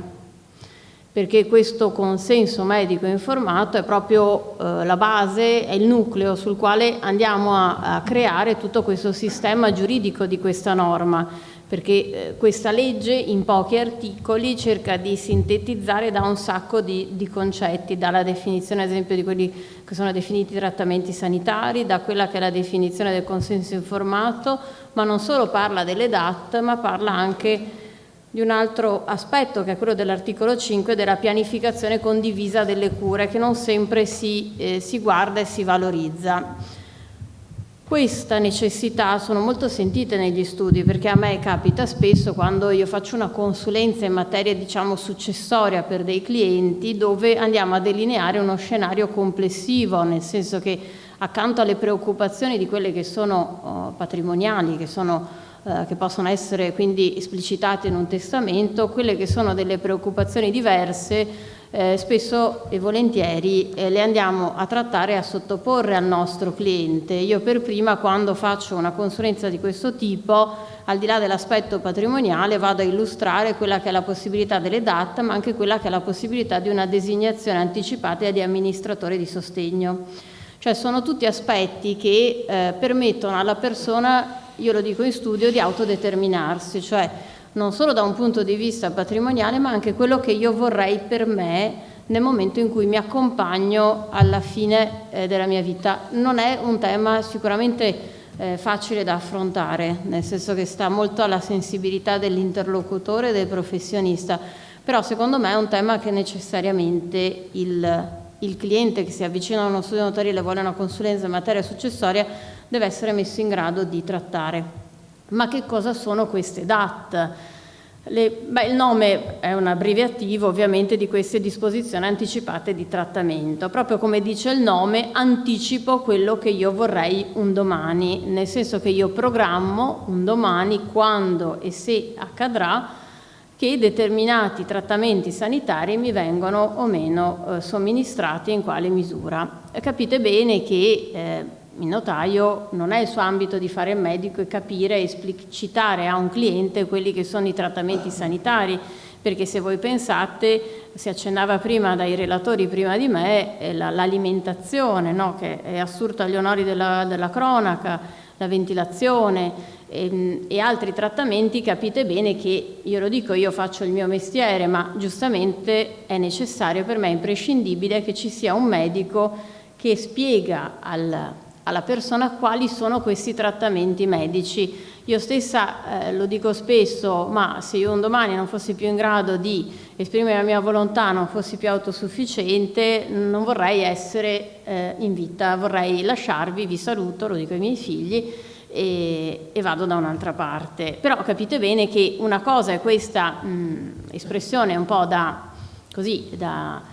popolana, ecco, e una cosa invece è declinare quello che è un trattamento sanitario, quali sono degli aspetti, perché poi ci sono quei trattamenti salvavita, cioè se io ho la possibilità di essere salvata senza grosse implicazioni, ma in quel momento quel trattamento mi serve, pensate, io sono asmatica, da piccola sono stata trattata proprio come dei farmaci con ventilazione assistita e quant'altro, altrimenti io non sarei qua a parlarvene. Allora capite bene che spiegare a un paziente la declinazione di quelli che sono i trattamenti sanitari e quali no, ecco, secondo me è proprio la centralità della figura del medico di fiducia o del medico designato, il medico che viene così suggerito anche da un'altra persona, da un medico di fiducia, da un comitato etico, secondo me è assolutamente essenziale. Lo dico sempre ai miei clienti. Senza di quello io non procedo. Ma perché? Non perché non mi sento in grado, ma perché ritengo che sia una materia talmente delicata e talmente necessaria che per me è proprio essenziale che mi venga documentato per ricevere una DAT che c'è stato questo consenso, questa esplicitazione, questa informativa data da un medico al paziente delle cure che possono o meno essere rifiutate. Ovviamente però una disposizione anticipata di trattamento presuppone, come dice il nome, che chi lo fa sia in quel momento in sé, quindi sia maggiorenne, sia capace di intendere e di volere, e con questa disposizione anticipata di trattamento può dire sì o no a tutta una serie di trattamenti che vanno esplicitati nella disposizione che viene a ricevere il notaio. Attenzione però che il notaio non è l'unico soggetto deputato a ricevere queste disposizioni, perché il notaio viene affiancato anche come competenza a ricevere le DAT anche il comune. Se però voi guardate, non è che voglio fare per forza pro domo mia, a me non è che interessa fare lo spottone a favore del notariato, a me interessa la competenza. Se voi però guardate quello che sono i siti dei vari comuni, capite bene che il comune viene a recepire quella che è una volontà, ma non viene in alcun modo né a dare un consiglio né a verificare se c'è stata una previa informativa sui trattamenti sanitari, quindi è una cosa assolutamente diversa, al di là del fatto della famosa conservazione della trasmissione del registro nazionale delle DAT, che quello è un discorso che accennerò brevemente alla fine. Quindi il soggetto che sia maggiorenne, che sia capace di intendere e di volere, previa, come dice la norma esplicitamente, dopo aver acquisito adeguate informazioni mediche, può esprimere la propria volontà in materia di trattamenti sanitari, nonché il consenso o il rifiuto rispetto ad accertamenti diagnostici e scelte terapeutiche. Questo esplicita l'articolo 4. E un elemento fondamentale della costruzione delle DAT fatte dal legislatore è quello della nomina del cosiddetto fiduciario, cioè un soggetto che ha l'incarico dato dal, chiamiamolo, disponente, di curare che le sue volontà vengano rispettate. Il fiduciario quindi è un soggetto che ha proprio la fiducia, come dice il nome, della persona e che viene designato dalla persona per curare che le sue volontà vengano un domani rispettate. Il fiduciario viene nominato nelle DAT, per carità le DAT hanno comunque validità anche se non indicano un fiduciario, però capite bene che è essenziale la figura del fiduciario proprio per un fatto anche di conoscibilità delle DAT, perché parliamo di questo aspetto. Allora, nel momento in cui il notaio riceve una disposizione anticipata di trattamento è stato poi istituito proprio un registro nazionale delle DAT, cioè qualsiasi atto che io ricevo io lo deposito in questo registro nazionale. Qual è il vantaggio? Che si può accedere a questo registro telematico e nazionale e sapere se una persona ha fatto una disposizione, senza che magari io vado in bicicletta, non è che mi porto dietro la DAT con me e quindi il mio medico lo può sapere, oppure io sto andando in bicicletta, sto facendo un giro in Toscana perché sono un'appassionata di ciclismo, ma la mia USL di competenza è quella Veneto Serenissima, non è detto che io abbia la mia DAT con me. Qual è la finalità quindi di un registro nazionale? La conoscibilità, per fare in modo che la persona che dispone delle sue volontà possa vedere la sua volontà rispettata. E la nomina di un fiduciario, cioè di un soggetto di fiducia, ha proprio la finalità di dare ancora maggior rilievo e maggiore tutela al rispetto di queste volontà. Prima che questo registro ci fosse, perché c'è questo è vero, il notariato l'ha creato in armonia con il Ministero della Salute, è stato creato e da qualche anno fortunatamente è in vigore. In particolare è entrata in vigore questa banca dati nazionale delle DAT il 1° febbraio del 2020, quindi qualche anno dopo, dove appunto confluiscono tutte le DAT ricevute dai notai. Però sia chiaro che sulla base del disciplinare del Ministero le DAT, questo registro viene anche a contenere quelle che vengono inviate dai comuni, quindi gli stessi comuni dovrebbero farlo, e poi dovrebbero anche farlo a tutti i soggetti che ricevono queste disposizioni, eminentemente i comuni, proprio perché non vadano disperse. Questo permette la conoscibilità delle DAT. Tuttavia il consiglio che io do sempre ai miei clienti è di avere una copia in casa, laddove è possibile, e comunque dare una copia al proprio fiduciario. Il fiduciario è un soggetto che spesso partecipa all'atto stesso. Per quale motivo? Perché la DAT viene fatta in un momento è una questione molto delicata per una persona. Quello che ho visto nella mia esperienza professionale è che queste DAT spesso vengono fatte in situazioni dove uno, per carità, sta bene, ma vuole essere sicuro che determinate persone possano non solo sapere le sue volontà, ma anche aiutarlo a rispettarle. Quindi di solito le ricevo in presenza di familiari o, per chi non ha familiari stretti, in presenza di quel nucleo di amici o di amiche che aiutano la persona. Questo perché sia resa conoscibile, perché sia chiara questa volontà e il fiduciario nominato possa anche accettare la nomina che quindi viene evidenziata in atto, e nell'atto stesso vengono dati tutti gli elementi identificativi anche del fiduciario proprio per reperirlo. Nelle DAT che io ricevo, oltre ai dati del cosiddetto disponente, proprio per quanto riguarda il fiduciario io vado a indicare tutta una serie di suoi recapiti, autorizzata la privacy ovviamente, che siano telefonici, email, proprio per permettere un domani, laddove ci sia la necessità di contattarlo, ovviamente che venga velocemente contattato, proprio per fare in modo che questa volontà venga rispettata. Sia chiaro però che le DAT, proprio essendo un atto assolutamente personalissimo, così importante per la persona, possono essere sempre revocate con la stessa modalità, ovviamente una modalità scritta che sia conoscibile, come posso anche revocare la nomina del mio fiduciario, laddove il mio fiduciario non abbia più la mia fiducia o purtroppo sia mancato prima di me. Io spesso e volentieri nei miei atti prevedo una sostituzione dei fiduciari, cioè laddove il primo fiduciario non possa, in analogia con le disposizioni testamentarie, prevedo una sostituzione di un ulteriore fiduciario. Mettere 2 fiduciari la normativa non lo prevede, 2 cofiduciari, anche perché può essere un po' rischioso per il fatto di eventuali contrasti fra i fiduciari stessi, quindi vengono di solito inseriti uno in alternativa all'altro. Nel momento in cui il fiduciario non dovesse accettare la nomina in atto separato, oppure un domani rifiutasse l'incarico, dicesse no, non sono più in grado, ovviamente anche questo deve essere e può essere reso conosciuto nel registro nazionale. Sia chiaro che la DAT, indipendentemente dal fatto che il fiduciario viene meno o appunto rifiuta successivamente l'incarico, rimane valida per la parte relativa alle DAT, questo proprio per rispetto della volontà eminente della persona che ne ha disposto.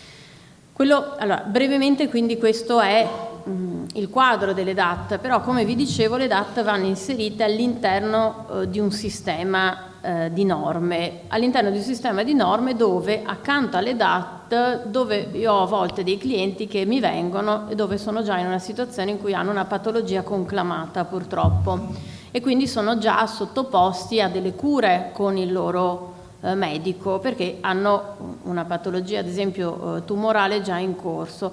In questi casi la DAT non è lo strumento idoneo, in questo caso proprio la legge stessa prevede la cosiddetta pianificazione condivisa delle cure, che è all'articolo successivo alle DAT, cioè all'articolo 5, dove proprio sempre nella relazione tra paziente e il suo medico, insieme nei casi appunto di una irreversibile malattia che non dà luogo purtroppo a una possibile guarigione, in accordo con il proprio medico e con l'equipe medica che si segue, si pone in essere una pianificazione di quelli che sono i trattamenti sanitari. Ecco, in certe situazioni, proprio perché ognuno di noi, secondo me, nell'ambito di queste norme, sono norme molto delicate che mettono in campo vari aspetti, c'è l'aspetto giuridico, c'è l'aspetto medico, c'è l'aspetto etico personale. Vi dico la verità che io ho colleghi che fanno, tra virgolette, sulle DAT obiezione di coscienza, cioè non tutti, per esempio, ritengono di ricevere le DAT. Io non entro nel merito di questo, personalmente ho un'idea diversa perché noi siamo pubblici ufficiali, noi siamo incardinati in un sistema legislativo, quindi siamo sottoposti, secondo me, al rispetto delle norme che ci impongono di ricevere l'atto. Comunque capite bene che siamo nell'ambito di aspetti che incidono sulla vita personale di una persona e sono aspetti molto forti, quindi il notaio professionista non può agire, secondo me, da solo. Non trovo inaccettabile, ad esempio, che un notaio mi riceva DAT, quelle scaricate da internet con i quadretti, eccetera, che sono solamente delle ipotesi, ma qui parliamo di abiti su misura e quindi non possiamo prescindere, secondo me, nella formazione delle DAT dall'aspetto sicuramente giuridico, dall'aspetto etico della persona che va accompagnata in queste scelte e va aiutata ad avere una relazione col medico che le consenta di esprimere una volontà conforme a quella che è il suo intendimento, conforme al suo credo e che possa avere totale attuazione. Con questo ho concluso, vi ringrazio.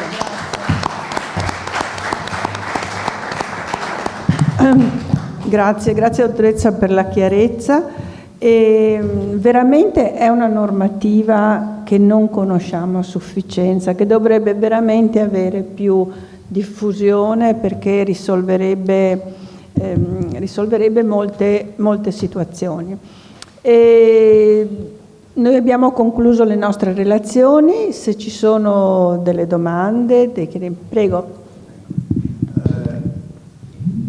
Grazie. Sono anch'io un chirurgo come Giovanni.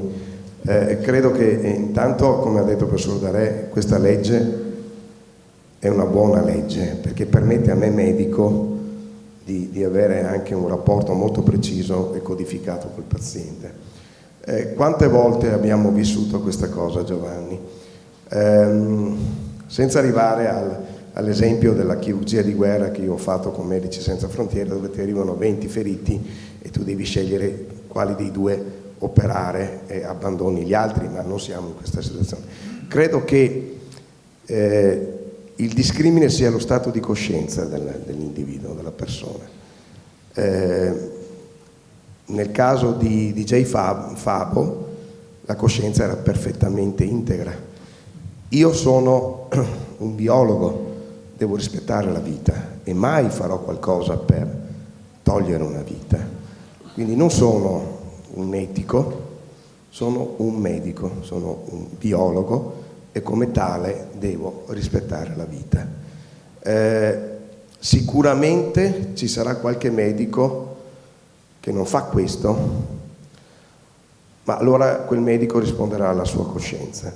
Però credo che con queste armi che abbiamo, e che ha descritto bene Giovanni, anche della sedazione profonda, il problema si risolva in termini pragmatici. Non vorrei che certe situazioni avessero anche una valenza, tra virgolette, politica e non strettamente clinica. Io da medico posso dire che, e più volte questo è successo, posso pianificare con i parenti, col paziente stesso, ed è sempre accaduto in serenità. Questa è la mia esperienza. Giovanni sicuramente ha avuto anche lui questa esperienza. Grazie. E grazie per le splendide relazioni. Grazie. Questo volevo sapere se il notaio ha diritto di leggere la DAT o la riceve e basta. Questo per il motivo che la DAT, per quello che ne so io, non viene utilizzato un format, o si può anche utilizzare, però di fatto è un tipo di atto che viene fatto volontariamente dalla persona e che quindi lo compone, detto in due parole, come meglio preferisce. Il notaio che riceve questa DAT deve controllarlo o prenderne atto? Grazie. Allora, la domanda si pone sotto due aspetti. Allora, è un atto pubblico, quindi necessariamente io lo leggo e lo ricevo, quindi lo trascrivo io. Quindi necessariamente io lo leggo, non è un testamento segreto e non ricevo un plico separato, ma questo anche a sua tutela, nel senso che bisogna vedere che cosa lei ha scritto e soprattutto lei mi deve anche produrre una documentazione medica che attesta che lei con il suo medico ha verificato quei trattamenti e quelle questioni, proprio perché io non entro nel merito delle sue scelte, cioè dei suoi trattamenti che lei ha indicato, ma mi necessita che sia chiaro che lei ha potuto avere una informativa chiara e precisa di quei trattamenti a cui lei consente o non acconsente. Non mi risulta che ci sia questo fatto, che ci debba essere in qualche modo una partecipazione medica. Io posso aver partecipato, posso aver chiesto notizie al mio medico di fiducia, che mi può aver dato delle indicazioni, ma anche no. Mi perdoni, però l'articolo 4 dice proprio dopo aver acquisito adeguate informazioni mediche. Ma questo no, mi perdoni, però allora non siamo, perché non è una questione a mio favore o a suo favore, è una questione nel suo interesse che sia chiaro che lei ha avuto delle adeguate informative, perché laddove lei mi presenta un formulario scaricato da internet dove lei ha baffato, quella è una sua volontà che non è frutto di una precisa indicazione o un preciso scambio con il suo medico. Per questo è il motivo, non è contro di lei, è a sua tutela questo. Scusi però, state facendo forse lo stesso discorso. Allora, la legge lo richiede.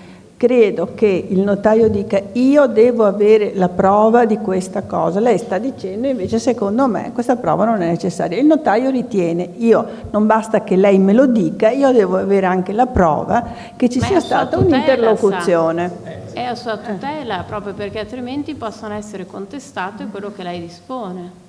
Usando un termine sbagliato ma che ha del vero, cioè nel senso che in una corsia di ospedale molto spesso, come poi ha detto Giovanni, e io ho lavorato 31 anni in medicina, ci si trova di fronte a delle scelte che possono portare alla fine di una sofferenza, ma un'anticipazione della morte del paziente. Non c'è dubbio su questo, e che è altrettanto importante che questa scelta sia condivisa con il paziente stesso, se questo è in grado di dare questa valutazione, o con i familiari. Quello che purtroppo mette in difficoltà noi medici, e io ho 41 anni che sono iscritto all'albo, è che sono venuti a cambiare completamente i rapporti medico-paziente-familiare. Si è venuta a perdere la fiducia nella scelta del medico e quindi molto spesso quella che è una scelta in quel momento, quando poi le cose sono andate a finire in una certa maniera, diventa una valutazione da parte dei giudici o o di un avvocato o di qualcun altro, quindi questo rende tutto estremamente difficile, anche perché in realtà la legge, di cui hanno parlato molto bene sia il giudice che il filosofo, se noi andiamo a leggerla riguarda una quantità molto piccola di persone, perché poi il quarto punto, che debbano essere o in respirazione assistita o, e non ho capito se a questo punto o, che è anche importante capirlo, perché io adesso lavoro in una casa di riposo, sono tanti i pazienti che sono con la PEG, che però sono lucidi e quindi sono in una situazione diversa di quella di avere anche una ventilazione assistita. E quindi alla fine il dottor Leoni ha cercato di dare una risposta, ma non c'è una risposta. La risposta è ancora vaga, cioè nel senso che io 40 anni dopo non mi permetto più di dire ai familiari di un paziente se fosse mia mamma, se fosse mia sorella, se fosse, cosa che invece 40 anni fa si poteva fare tranquillamente perché la gente ti dava fiducia. E quindi quando tu arrivavi di fronte a un paziente terminale che non aveva possibilità di recupero, che stava soffrendo, fare la morfina è normale, però come ha detto giustamente lei prima, questo è anche un atto che porta alla morte, quindi se io trovo un altro fratello che è contrario, fa una denuncia e io mi trovo sotto processo. Poi volevo chiedere invece una domanda precisa alla notaia. L'assistente di sostegno ha capacità di decidere lui nel caso in cui si andrà a prendere delle decisioni? Allora, limitatamente, cioè innanzitutto perché dobbiamo inquadrare l'ADS, cioè la norma nasce dell'amministratore di sostegno come un sostegno. Cosa vuol dire? Che nasce questo istituto per affiancare le persone nel caso di loro difficoltà che possono essere anche meramente temporanee e parziali. Che poi di fatto l'amministrazione di sostegno sia divenuta un istituto che alla fine ha sostituito la tutela perché ormai non ci sono più una nomina di tutori è un altro paio di maniche. Allora, innanzitutto bisogna capire e mettere in riferimento quella che è la residua volontà dell'amministrato, perché a seconda del decreto di nomina e a seconda della capacità residuale dell'amministrato noi dobbiamo andare a valutare se la volontà su questo la può ancora esprimere l'amministrato oppure se la possa curare come facoltà di porre in essere l'amministratore di sostegno. Però l'amministratore di sostegno non può porre in essere una DAT, questo sia chiaro, cioè è un atto personalissimo della persona che riguarda il proprio aspetto relativo alle disposizioni anticipate di trattamento. Bisogna capire l'aspetto, l'amministrato, se ha ancora la capacità residuale, l'amministratore di sostegno nel riferimento di una DAT già espressa e quindi che la possa porre in esecuzione, oppure ancora l'aspetto di una DAT non esplicitata e pertanto della ricostruzione di quella che è la volontà e il consenso o meno di determinati trattamenti sanitari che possa fare l'ADS. Però sono aspetti un po' diversi, quindi bisogna vedere un po' caso per caso, proprio per le varie figure giuridiche e la capacità del soggetto di cui si tratta. Non so se ho compreso la sua... Le chiedo scusa, e siccome io sto lavorando in una casa di riposo, molto spesso ci troviamo di fronte agli amministratori di sostegno nominati dai giudici con dei pazienti che sono ancora in grado di intendere e di volere. Sì, ma come ha detto giustamente il notaio... No, non sto parlando della parte della scelta della vita, sto parlando in generale. Sì, no, ma dico, l'amministrazione di sostegno è una categoria amplissima, quindi bisogna vedere di volta in volta in che situazione si trova l'amministrato e cosa stabilisca il decreto. Tant'è che alcune volte, e lo dico proprio ad autocritica dei giudici, ci sono questi decreti di nomina dell'amministratore prestampati che praticamente non dicono niente, e invece secondo me il decreto con cui si nomina un amministratore di sostegno dovrebbe essere ben articolato per far comprendere, come diceva il notaio, quanta sia la capacità, residua dell'amministrato e quindi proporzionalmente quali siano i poteri dell'amministratore di sostegno. L'articolo 3 della legge di cui stiamo trattando prevede che l'amministratore di sostegno possa dare lui il consenso a determinati trattamenti sanitari, ma sempre avuto riguardo alla capacità residuale del beneficiato. È qua che si ingrippa il sistema. Ecco che allora perdonatemi se rubo 2 minuti, quando la possibilità di fare delle designazioni di amministratore di sostegno in vista della propria futura incapacità può essere proprio uno strumento per anche indicare allo stesso amministratore di sostegno determinati ambiti nei quali operare dei consensi dei trattamenti sanitari.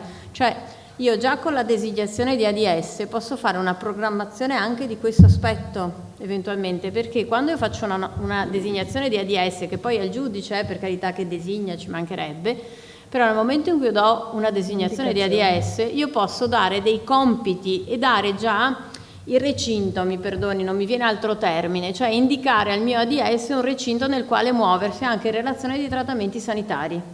Però se questi strumenti non vengono utilizzati, io le dico che trovo moltissima resistenza coi clienti, perché io tantissimi clienti mi dicono: ma te pare che cosa pensa a ste robe?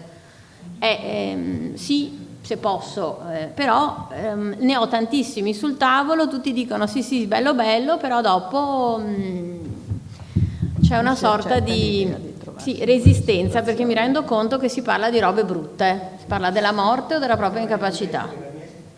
Nella mia esperienza di questi 2 anni in cui sono in casa di riposo, trovo che per alcuni pazienti il giudizio sia stato non corretto rispetto alla capacità del paziente stesso, e che quindi poi, faccio un esempio banale, se uno deve cominciare a mettere una PEG, quindi fare il paziente magari è contrario, ma il familiare lo vuole, quindi c'è tutta una continua... È un cortocircuito. Esatto, è un cortocircuito dove poi alla fine al vertice rimane un magistrato che, volente o nolente, nel caso in cui qualcuno poi faccia una denuncia, deve decidere.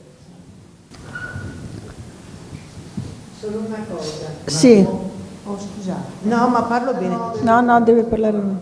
Una sola cosa vi chiedo. Perché in Svizzera è così facile andare a morire?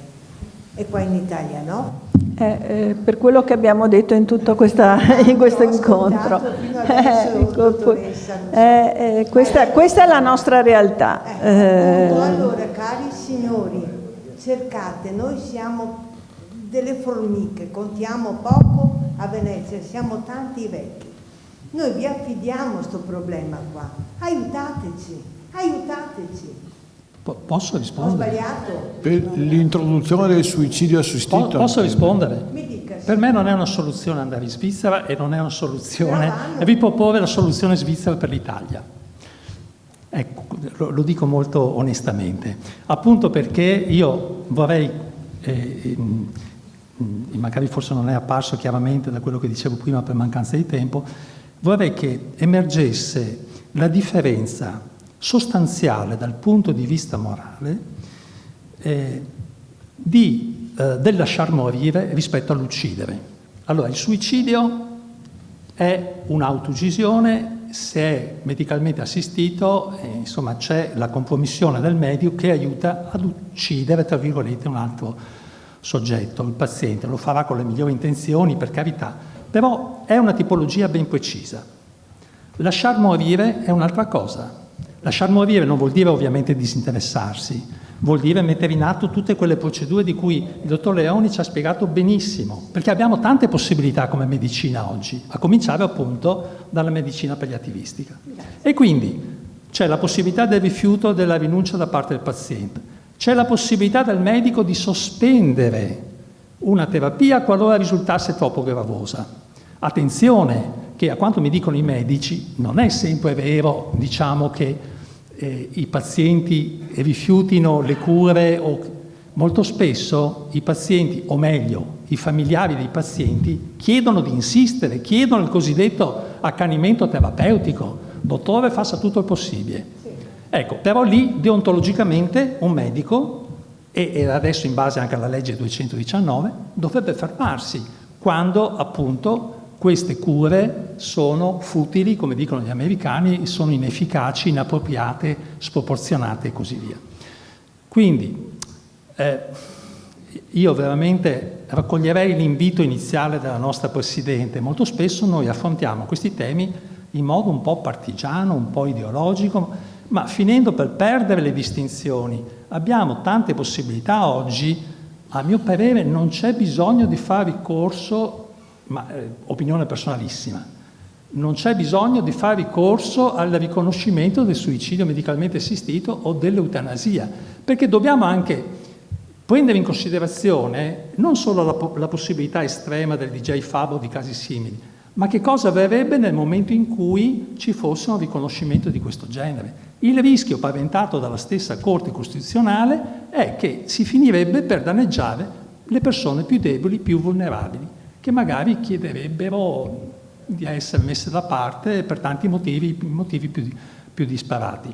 Ecco, se posso concludere il ragionamento di prima che era troppo affrettato, a mio parere la Corte nell'affrontare il caso di DJ Fabo ha fatto una fuga in avanti prevedendo quella possibilità che comunque è limitatissima, estrema, del suicidio medicalmente assistito, perché nella legge 219 c'era già la possibilità di accompagnare il DJ Fabo con le cure palliative, con la sedazione profonda verso la morte. All'epoca del DJ Fabo non era possibile fare questo perché la legge non c'era ancora, ma siccome andiamo a normare le situazioni future potrebbero essere regolate in questo modo qui. E difatti avete letto, qui non mi ricordo più, è accaduto nel Veneto, che un malato di SLA ha seguito questo percorso, che è diverso, cioè il medico non deve preparargli la pozione velenosa.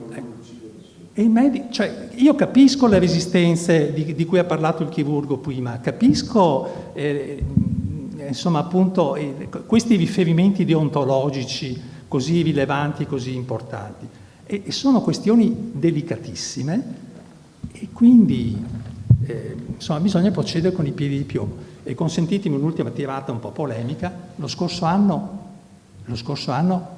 è stata respinta sempre dalla Corte Costituzionale la richiesta di referendum sull'eutanasia. Giusto? Vi ricordate? Ma l'eutanasia cosa c'entrava con quel referendum che, se fosse stato approvato, cioè se la Corte avesse dato il via libera... È stato dichiarato inammissibile. È stato dichiarato inammissibile. Se fosse stato reso ammissibile, poi si sarebbe andati a votare, molti avrebbero votato per l'eutanasia. Ma quello istituiva l'omicidio del consenziente, cioè andava a intervenire, il referendum è sempre abrogativo, sull'articolo 579 del Codice Penale, che prevede appunto l'omicidio del consenziente. Ma a voi sembra ragionevole che un ragazzo di 20 anni, banalizzo, che un ragazzo di 20 anni, magari in forza di una grave crisi amorosa, chieda di essere ucciso da un suo amico e se esprime il suo consenso liberamente, why not? Cioè, però il nostro medico dopo trattamenti psichiatrici... Sì, però attenzione, attenzione, mi dispiace, se si va a leggere, ve lo leggo subito perché non voglio fare il propagandista. Dunque, il quesito, così come compariva sulla base di questa proposta abrogativa, era il seguente: attenzione, chiunque cagiona la morte di un uomo col consenso di lui è punito con le disposizioni relative all'omicidio 575 e 577 se il fatto è commesso contro una persona minore degli anni 18, contro una persona inferma di mente o che si trova in condizioni di deficienza psichica per un'altra infermità o per l'abuso di sostanze alcoliche o stupefacenti, contro una persona il cui consenso sia stato dal colpevole estorto con violenza, minaccia o suggestione, ovvero carpito con inganno. Quindi, escludendo queste ipotesi, si può fare. Qual è il problema? Il problema è che se tu parli di eutanasia, parli di fine vita, parli di un malato e parli di un atto medico. Questo non emerge, ma comprensibilmente, perché vai a prendere l'articolo 579, proponi di tagliarne un pezzettino e poi strombazzi in giro, e qui insomma anche, come dire, i giornali eccetera hanno dato manforte a questa ipotesi, Ecco, e si parla di eutanasia. Ma se io fossi un sostenitore dell'eutanasia, e come avete capito non lo sono, se io fossi un sostenitore dell'eutanasia, non accetterei che l'eutanasia venisse introdotta in questo modo e venisse compresa in questo modo. Non è che siccome il Canal Grande, come dire, il Canal Grande è un canale, c'è dell'acqua, non è che posso dire il Canal Grande è come il Mediterraneo. No, è qualcosa di diverso. C'è sempre acqua, ma è ben diverso.